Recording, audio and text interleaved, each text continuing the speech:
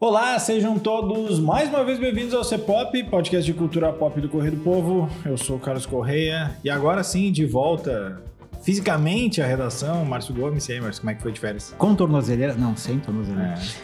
Estamos aí, né, Carlos Correia? De volta. Passou frio no Chile? Menos do que aqui, por incrível que pareça. Menos do que aqui. É isso. Márcio está de volta e a gente vai falar de novo de filme de terror, né? Semana passada... me perdi nas nossas contas aqui, porque a gente às vezes grava um programa e ele sai depois do outro que a gente já gravou. Mas, pelas minhas contas, o último programa que saiu também foi um de terror, que foi A Hora do Mal, né? E agora a gente tá aqui para falar mais uma vez de um filme de terror. Agora, Juntos, Together, filme desse ano mesmo, de um diretor estreante. Filme estranho, né? Que... é sempre bom se tratando de terror. Body horror, né? Body horror. Cara, eu voltando. até vi tava olhando, porque eu acho que ele lembra em algumas coisas, acho que é inevitável fazer uma comparação, a gente vai falar isso mais adiante. Mas quando ele começou, a produção dele quando começou, ainda não tinha saído a substância. Então não dá pra dizer que ele copiou a substância. Até porque são coisas parecidas, mas diferentes. Mesmo gênero, mas histórias diferentes. Então tá, então vamos subir a trilha aí que a gente começa a falar logo de Together.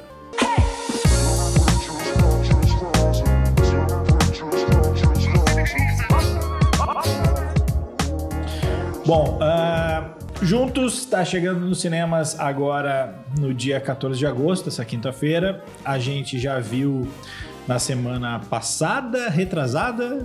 A gente já viu há alguns dias. Foi na semana passada, né? A convite da Espaço Z. Eu sempre me confundo com o nome de uma locadora que tinha. Canal Zero? Não, era Espaço Vídeo, não? Tinha Espaço Vídeo. Tinha Espaço Vídeo, tinha né? o Canal Zero. Isso, aí eu confundo. Voltando, Juntos é um filme de estreia do diretor Michael Shanks. Ele já tinha feito alguns curtas, alguns vídeos, mas Longa é o primeiro longa dele. Tem como casal de protagonistas o casal da vida real mesmo, né?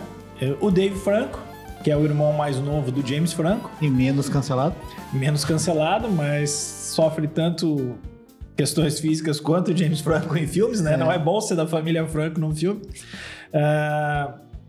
Ele o homem da relação é o Dave Franco, e a Alison Brie, que é a mulher dele na vida real. Eu fui procurar de onde já tinha visto ela, assim. Tem alguns filmes com mais coadjuvante. Ela está, obviamente, naquele Artista do Desastre, que era o filme do James Franco, né? Mas ela também está em algumas séries que fizeram algum sucesso maior ou menor. Aquela Community, que tem uma base de fãs bem considerável, e Glow é aquela de luta livre da Netflix, né? Mas a mais conceituada dela é Mad Men. Foi da onde eu conheci ela. Ela faz... tá certo, tava mais pra baixo no MDB. A série mais famosinha que ela fez foi Mad Men. Bom, ele é o irmão mais novo do James Franco, mas também tem lá seus filmes. Ele tá no Vizinhos, ele tá no... Love Lies Bleeding, que eu não vi ainda, mas quem viu diz que é legal, né? Muito bom, muito bom. E ele tá no estúdio, né? Ele tá chapadão na festa ali da reta final, acho que é no penúltimo. A festa, como é que é? A festa tradicional? Festa não tem o nome. Não tem o nome da festa. Festa como antigamente. Como antigamente. Assim, old style. E tem um outro personagem que é bastante importante na trama, coadjuvante, mas bastante importante, que é vivido pelo Damon Herriman, que eu também estava olhando assim, onde é que eu conheço esse cara? Ele fez, agora mais recentemente, a cinebiografia do Robin Williams, que é o Robin Williams de macaco, né, que é o Batman. Ele é o empresário do Take That, mas ele também foi no Mindhunter, ele era o Charles Manson. Eu não lembrava, não fazia relação. Ele também tá no Era Uma Vez em Hollywood, mas aí ele não é o Charles Manson. Falar um pouco de crítica de notas desse filme, tá? No Metacritic ele tá com média 75. Para efeitos de comparação, Hora do Mal, que a gente fez semana passada, tá com 81. Mas assim, são 2 boas notas, né? No Rotten Tomatoes, o Juntos tem aprovação de 89% da crítica e 76% do público. E no Letterboxd ele tá com 13,4 de 5. A sinopse é o seguinte, é um casal que tá num relacionamento meio acomodado, né? Eles não estão em crise necessariamente, mas está naquele ponto... Eles não são casados, né? Ela faz ali um pedido de casamento público para ele. E ele tipo, meio que não sabe fazer. Surpresa, o que eu acho sempre correto tu negar quando é pedido um pedido desses em público, porque eu acho sempre uma covardia. Enfim, eles resolvem se mudar para uma cidadezinha do interior. Ela é professora, ele é um artista indie já meio... Ele é um artista fracassado, Um artista fracassado, né? Que ele tá tentando sair em turnê com a banda do cunhado e tal. Eles vão fazer... É uma cidadezinha do interior, assim, e a casa que eles vão morar é perto de uma floresta, eles vão fazer uma trilha. Nessa trilha, eles caem numa caverna, né? A caverna tem uns sinos e tal, uns símbolos meio estranhos lá. Não é que eles fiquem presos, mas eles deixam... Esperam um pouco Esperam um dia, uma noite, né? Pra chuva passar, que tá chovendo forte. Resolvem beber uma aguinha que tem ali. E quando saem da caverna, o popular coisas estranhas começam a acontecer. Na caverna mesmo, eles já acordam com as pernas grudadas, coladas, assim. Eles conseguem descolar, mas já... E eu acho isso... É o título, né? A única falha desse filme, assim, mais gritante que eu vejo é esse lance da caverna, que eles caem na caverna ali, né, sem querer e tal, daí não estão preparados para isso, daí acaba a água e eles resolvem pegar a água de um poço que tem ali no meio da caverna e tal. Só que tá chovendo. Só bota a garrafa no buraco, tu enche a água da chuva e bebe, não precisa beber do poço. Tá, né? Mais a mão ali, e ele provou antes e disse que a água tá boa. Mas... Podia tá boa o gostinho. Depois, se ele tivesse só botado a galera, acabava o filme ali. É mais um daqueles que sobe a trilha. Mas enfim, esse é um filme que a gente necessariamente vai ter que deixar alguma coisa pro spoiler, porque é bem significativo. Mas eu quero começar te perguntando, Márcio, esse é um filme de terror ou é um filme de amor? Não, filme de terror. Até porque a relação ali ela é meio complicada, né? Como o Carlos falou, eles começam um filme numa situação... Não é que eles estão brigados, mas eles estão num relacionamento já há muito tempo. Acomodados, né? A questão sexual já sumiu, porque o cara não quer... Não tem mais desejo. Sempre arranja uma desculpa para não fazer sexo com a namorada, no caso ali, né? Eles têm uma relação meio que desigual, ela parece ser adulta da relação e ele é ainda o adolescente que não cresceu, o cara que toca em banda, não tem emprego fixo, está esperando estourar como rockstar, mas não funciona, ele não sabe dirigir, ela que leva ele para os lugares, então é uma relação quase...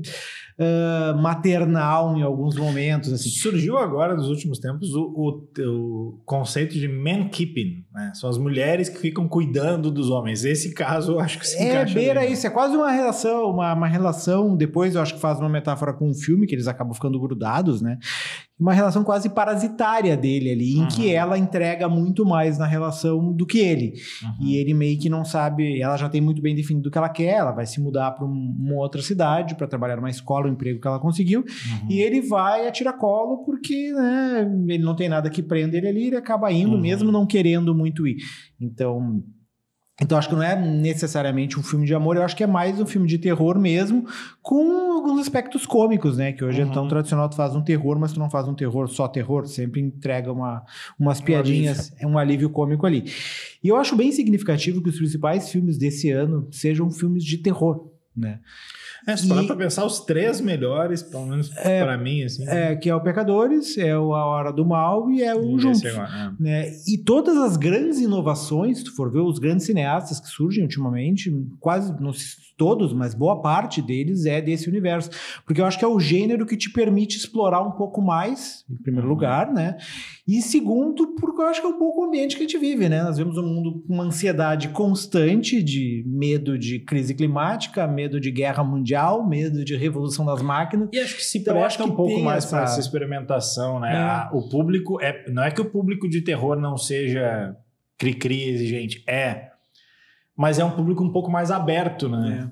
E eu acho que esses novos diretores estão elevando o terror a um outro patamar, né? Claro, tu ainda tem filmes como Pânico ou outros, assim, Premonição, que são filmes mais tradicionais de terror, assim, né? Que fazem aquele estilo mais slasher e tal. Mas tu tem, como pega o Ari Aster, pega o Jordan Peele, pega o Zach Cregger ali, né? Assim, é gente que tá trazendo coisas novas dentro de filmes que geralmente eram filmes de segunda categoria e que agora estão se tornando cinemão, assim. A gente teve o Substância que concorreu ao Oscar, né? Que foi uma grande... Corra, acho que o Corra deu essa...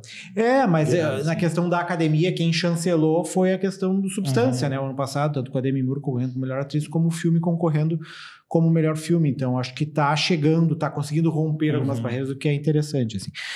Voltando pro filme, ele é um filme bem bom, como a gente comentou um pouco na Hora do Mal sobre ele, quando a gente fez, não sei se alguém ouviu o episódio, se não, assista ou ouça.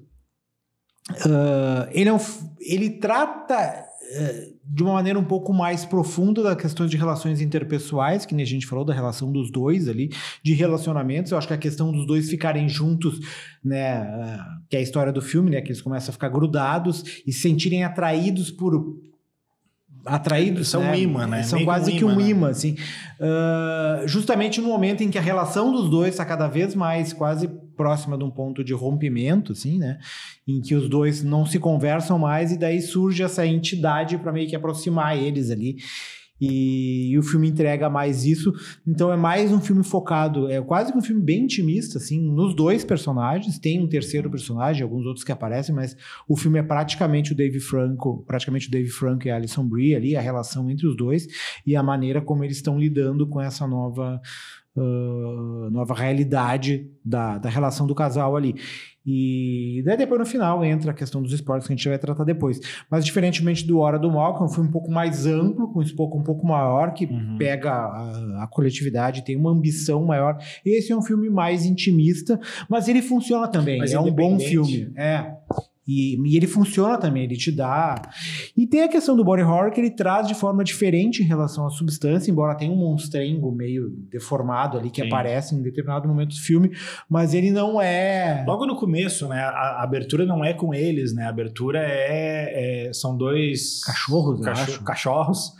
Dois cachorros que também tomam a água, e aí eles ficam se olhando depois de noite... E aí a câmera é muito rápida, né? Mostra que eles já estão meio fundidos, assim. Né? Até ele, quando ele chega na casa nova, essa do que vai morar no campo, ele sente um cheiro, né? Depois, durante o filme, ele, né, tem a origem dessa questão do cheiro pra ele ali. Mas ali ele vai catar o que é e tem uns ratos mortos dentro de um... Unidos. E que parece que estão unidos. Ele não sabe se eles estão unidos porque eles estavam mamando ou se por causa da... E o mais bizarro é que... Tava buscando informações sobre esse filme e tal, e é o popular, é raro, mas acontece. Aquilo ali é bem raro, mas acontece. de os ratos meio que se unirem pelo rabo, alguma coisa assim, tipo, fica meio que uma... E aí, quando isso acontece, ele é chamado de Rat King.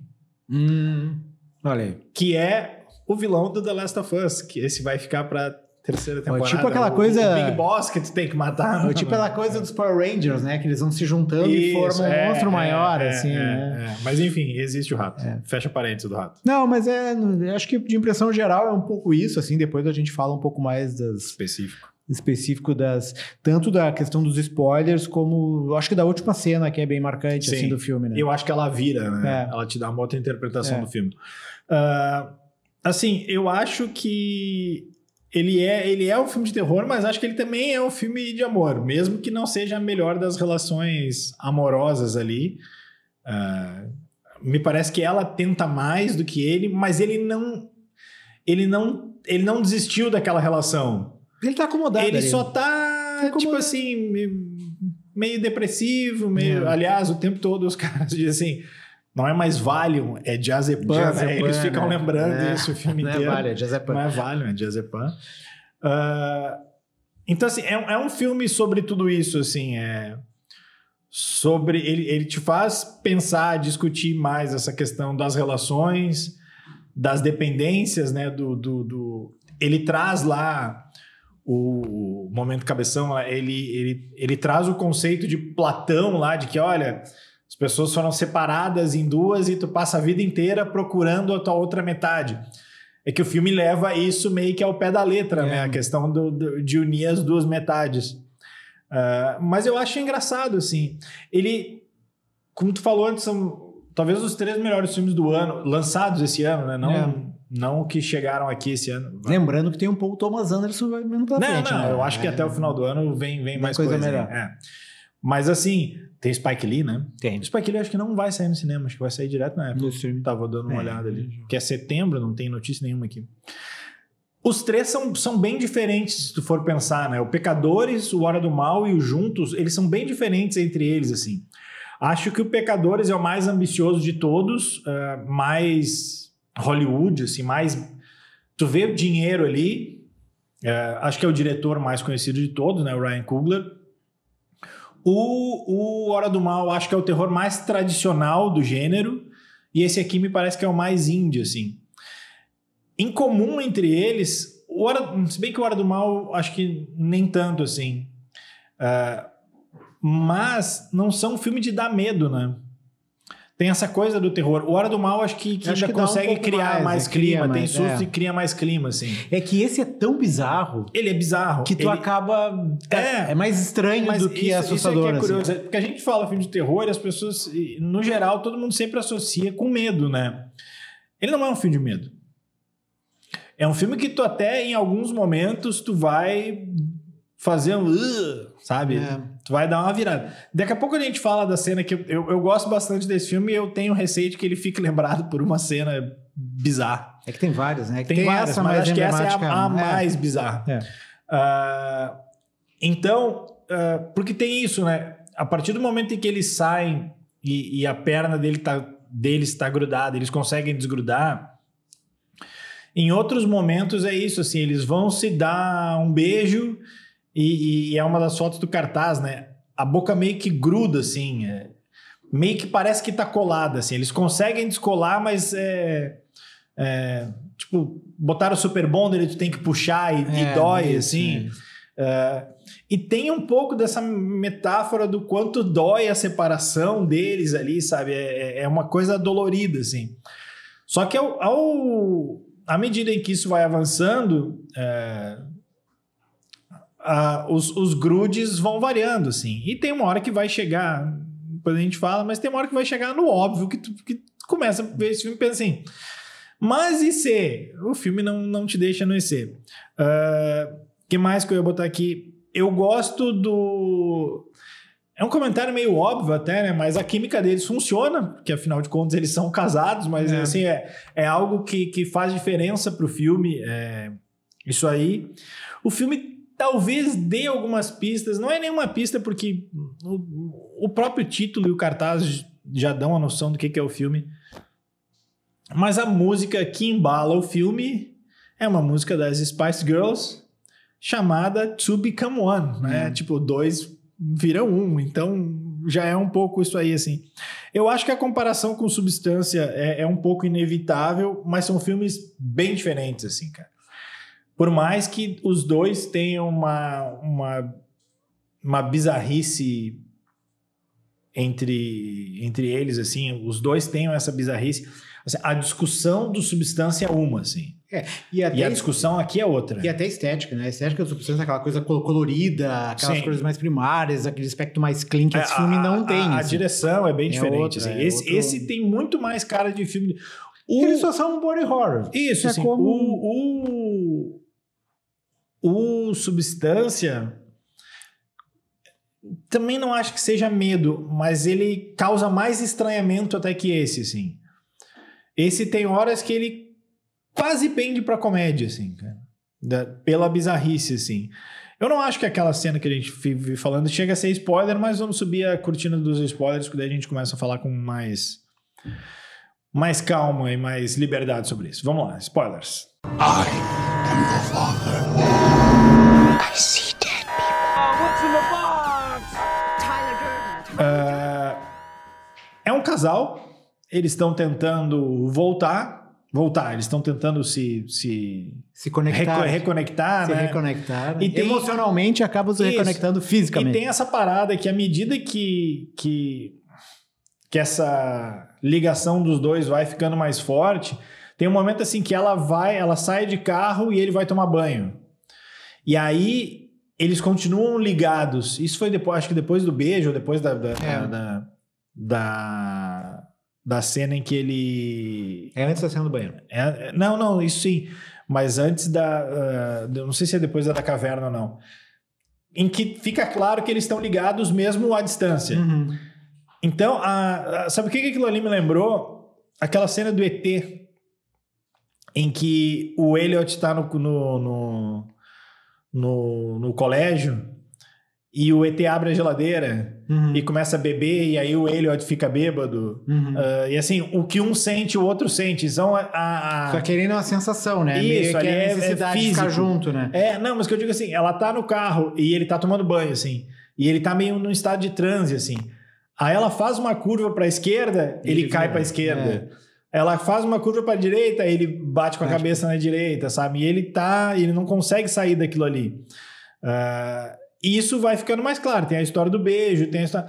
Até que chega uma hora que ele fica meio... Porque aí entra o terceiro personagem, né? Que é o professor que ela conhece, que é um cara simpático a ela. Você não saca se o cara tá flertando com ela ou não.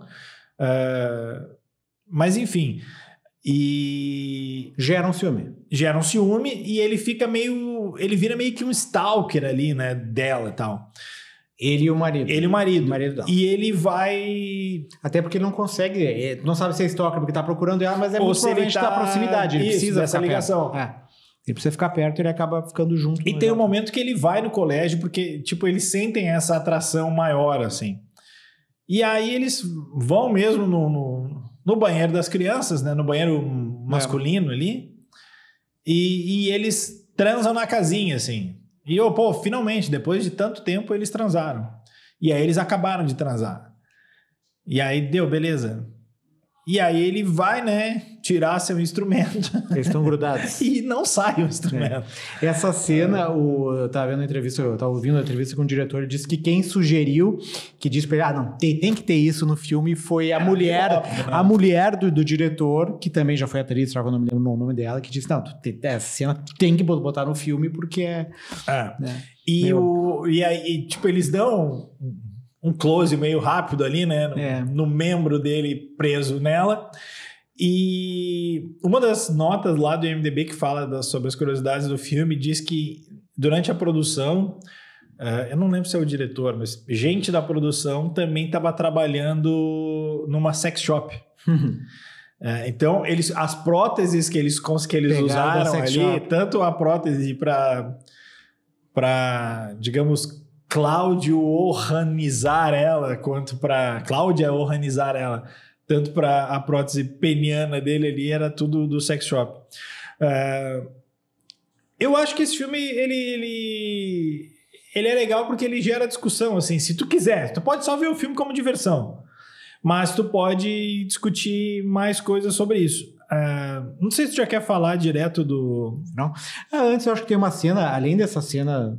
do banheiro na escola que o Carlos comentou, que ela acaba sendo cômica, né, pela situação e tal, porque daí no momento que eles estão grudados, chega o colega professor dela ali no banheiro, chega a criança, depois chega o colega professor dela, eles têm que se separar, não conseguem, enfim, tem toda aquela coisa meio cômica ali, meio bizarra, pastelão, assim. Cômica, mas é tensa, né?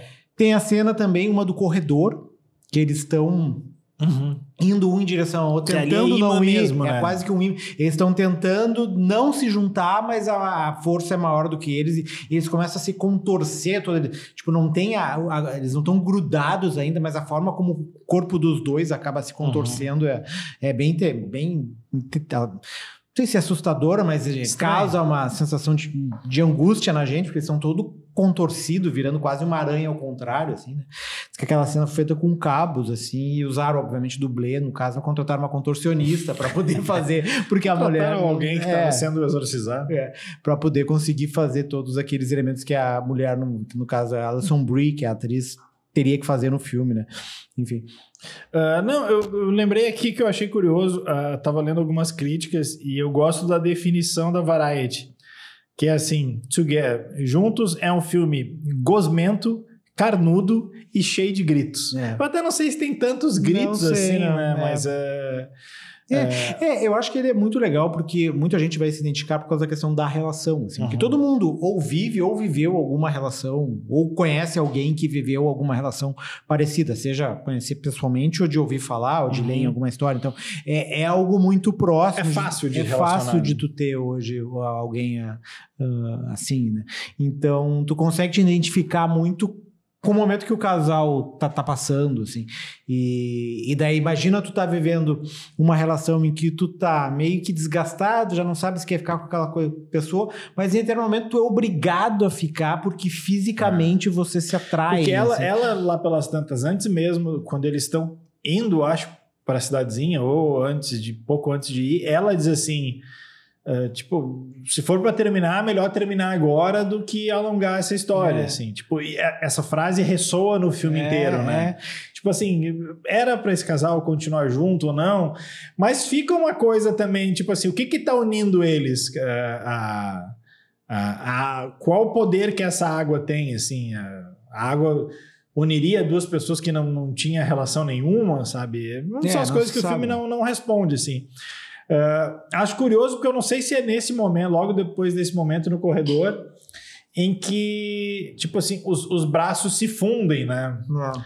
E aí é o momento em que eles pegam uma faca elétrica lá, né? Que a primeira vez que ele pega a faca elétrica, tu já sabe que ela vai voltar, né? E aquilo ali me remeteu aos 127 horas, né? Eu disse, puta, cara, essa família... Verdade, eu não tinha feito essa família, né? Gosta de cortar o braço. Gosta de cortar o braço, né? Eles não cortam todo o braço, né? Eles cortam só a parte que tá grudada ali. Eles estão... porque no filme lá o cara fica preso lá no irmão dele, no buraco, e tem que cortar o próprio braço. Chegamos no final, que aí, assim, eles estão lutando contra isso... Até o momento em que ele, né, o Dave Franco, meio que saca que o único jeito de acabar com isso é um dos dois morrendo e ele quer se sacrificar para isso, né? Só que acaba não acontecendo isso. Eles descobrem que, na verdade, aquele poço ali, antigamente era um local de uma seita, né, em que as pessoas se reuniam ali e tomavam aquela água, né, para se fundirem e faziam isso de livre espontânea vontade. Tipo, eu amo tanto uma pessoa que eu quero virar uma pessoa só. Nós vamos virar uma pessoa só. E, inclusive, o professor esse, que é o cara que, em algum momento, tu imagina que tem algum interesse em relação a ela, é um dos últimos remanescentes da seita que passou por um processo desse de fusão, em que duas pessoas se tornam uma só, e ele tenta convencer ela que aquilo é o melhor das relações. Assim, imagina tu dividir toda a tua intimidade. A intimidade extrema é o ápice do que tu pode tentar numa relação. E eu fiquei pensando, a pior coisa que pode existir é a intimidade extrema, né? Porque nada mais vai chegando pro final, quando se vê que eles não vão, nenhum dos dois vai morrer, eles vão literalmente se fundindo, assim, tipo assim, a mão de um entra nas costas do outro e eles vão virando um monstro, assim. E tu fica pensando assim, eles viraram um monstro. Só que ela tinha combinado um almoço com os pais no final de semana. E os pais no final de semana chegam e tu pensa assim, eles vão dar de cara com um monstro. E aí eles abrem a porta, tocam a campainha, abrem a porta, é a última cena do filme. Quem abre a porta para eles é meio que uma fusão dos dois, né? Uma mistura ali, tipo, olha... Inteligência artificial, misture fulano com Beltrano. Não foi inteligência artificial. Não, eu sei, eu tô dizendo assim. É como se tu dissesse, olha, é isso aqui. O que dá a virada, porque o tempo todo a casa do professor tem um porta-retrato dele e outro cara. E tu pensa assim, esse cara foi largado ou o cara ficou viúvo ou alguma coisa. Quando chega no final do filme, tu percebe assim... Eles se fundiram. Ele é um só, os dois viraram um só também, cara. O que eu achei que ia acontecer é que a parte mais dominante da relação ia absorver a outra, e não que ia haver uma fusão total e completa. Não, Mas não, é uma fusão total completa, assim, tem uma terceira pessoa com características dos dois. E eu falei que não é IA porque no podcast que o Michael Schenck, que é o diretor, fala sobre o filme, perguntaram para ele se eles usaram inteligência artificial para fazer isso. Ele disse que não, foi CGI, né? Mas eles usaram a Alison Brie, que fizeram uma peruca com o cabelo dele, trocaram a cor dos olhos, né? Botaram uma lente diferente, e daí eles pegaram o maxilar dele e botaram no lugar do maxilar dela. Uma prótese. Como uma prótese.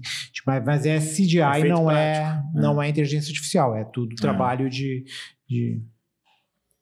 Certo. Vamos dar notinhas, então? Antes disso, Carlos Correia, tu te fundiria com alguém? Não. Sidney Sweeney? Eu sou da tua tese. Imagina tu, jornalista credenciado no Partido Republicano. Não teria que votar na tese. Maga. Deixa assim. Vou falar depois de Sidney Sweeney. Com jeans e maga. Os jeans dela são melhores. Notinhas, vai daí, Maurício. Eu gostei bastante do filme, eu dei 13,5. Assim. Eu gostei mais, ao contrário do Carlos. O Carlos gostou mais desse. Mas eu gostei mais do Hora do Mal, mas eu gostei bastante desse filme. É pra mim um dos melhores filmes do ano, junto com Pecadores mesmo. E o filme do Ney Matogrosso, que não é terror. Eu vou dar uma invertida um pouco Eu gosto bastante também do Hora do Mal. Depois de noite eu tava pensando, não que isso faça diferença pra absolutamente ninguém, mas eu revi minha nota. Eu passei de 3,5 para 4 também. O Hora do Mal. E esse aqui eu também 4 estrelas. Acho que tá legal. Vai depender muito do gosto cinematográfico de cada um. Assim. Quem não gostar de body horror não vai gostar desse filme. Ele é um filme estranho. Ele é um filme que vai te causar estranhamento. Não é um filme pipoquinha pra ver. Até pode ser. Quem não gostou de Substância vai ter dificuldade de aceitar esse filme. Então, ele é menos nojento, porque ele não tem aquela cena final grotesca do Substância. Mas ele também é menos cabeça que o Substância. Né? Ele é menos... Ele é um filme mais intimista mesmo. Eu não tô dizendo que ele é burro, tá? Não, ele não é, mas ele é menos inteligente que o Substância. Ele é menos ambicioso. Menos ambicioso também. Vamos lá, dicas da semana. Dicas da semana, Márcio Gomes. Tá. E eu vou dar uma dica, não é diferente, ela é uma dica que a gente costuma dar de série aqui, mas eu não vou dar a dica da série inteira. Eu vou dar a dica de um episódio da série. Que é a segunda temporada do Sandman, que, como eu vi a primeira, eu sabia que não ia ter segunda, e eles meio que fizeram forçado por causa de todos os problemas do Neil Gaiman ali. Eu acho que se pudesse, a Netflix não ia fazer a segunda temporada, mas como já estava acertado, contratado, eles fizeram. E a temporada, ela realmente é bem fraca, assim, eu achei bem cansativa. A primeira parte é um pouquinho melhor, a segunda é extremamente exaustiva, assim, chegar ao final dela foi difícil. O penúltimo episódio, que em tese é o último, e depois eu explico por quê. Epílogo? O último é um funeral, assim, cara, é muito chato, assim, é tipo, sabe, toda novela que termina em um casamento, essa termina num funeral, mas assim, não acontece nada, um monte de discurso, assim. Só que no final, daí o último episódio, depois de encerrar a história principal, é um episódio bônus. E esse episódio bônus, que é o episódio sobre a morte, que é uma das irmãs do sonho lá, o que é o Sandman, né? Pra mim é o melhor episódio da segunda temporada inteira, quiçá da série. Que é a história que a morte resolve ter um dia de folga. Ela diz que ela tem um direito a um dia de folga a cada 100 anos, e ela resolve passar esse dia na Terra como uma mortal, e encontra um cara que estava tentando se matar, que está depressivo, perdeu a namorada, acha que o trabalho dele, ele é jornalista, não tem mais sentido, então ele resolve se matar, e ela acaba encontrando ele num lixão em que ele ia buscar uma coisa ali antes de tomar as pílulas para dormir, e daí eles começam a ter uma relação, e ela leva ele para esse curtindo o dia doidado com a morte, assim. Então, a morte é a mesma que fazia antes? É a mesma que fazia antes. Maravilhosa. Exatamente. Que eu não me lembro o nome dela, mas ela é muito boa atriz e é muito bonita também. E não que o fato dela ser bonita afete alguma coisa, mas só... Sim. Enfim. Mas ela é, tipo... ela se vende como morte, assim, tu entende ela como a morte no filme, assim, é uma morte descolada, assim, uma morte atraente, então acho que faz parte de todo esse imaginário que a gente tem, assim, da morte personificada, não é aquela de capuz, não, é uma morte cool, né, uma morte legal, então. E daí ela leva esse cara para passar esse dia com ela, e aí, a partir daí eles vão comer um sanduíche, vão num clube, vão para outro lugar, enfim, são essas 24 horas de uns pseudo-suicida com a morte, assim. E é um final bem agridoce, assim, bem... dá um sentido pra série que todos os outros episódios anteriores, pra mim, não tinham conseguido dar ainda, assim. E quem quiser assistir só esse episódio, dá pra ver sozinho. Pode assistir, não precisa ter visto nada da série, pode ver esse 12º episódio, que é o episódio sobre a morte, que não faz nenhum sentido em relação à série, nem cita o Sandman. Ela tá no Sugar também. Tu viu o Sugar? Sugar é da Apple com o Colin Farrell. Vi, mas não me lembro dela. É boa. A série não, a série ele é um detetive e tal. É bem legal essa série. Mas não, é bem boa a série. Mas eu não me lembro dela na série. Minha dica, falando nisso, é assim, é uma meia dica, tá? É uma dica com moderação. Porque eu não vi tanta coisa, assim, fora esses filmes que a gente tem que ver pro programa. E aí ontem eu resolvi fazer assim, como eu sou o idiota que assina vários streamings e eu tava chegando à conclusão eu sou outro idiota, então. Somos dois. Eu cheguei à conclusão de que, cara, tem streamings que eu pago e eu vejo um filme a cada... Eu disse, não, vamos fazer uma sequência, assim. Antes de eu ver todos, eu tenho que... né? Aí eu disse, cara, na Apple eu não vejo nada de filme. Eu disse, bom, vou ver um filme da Apple aqui. Vou escolher um desses aqui.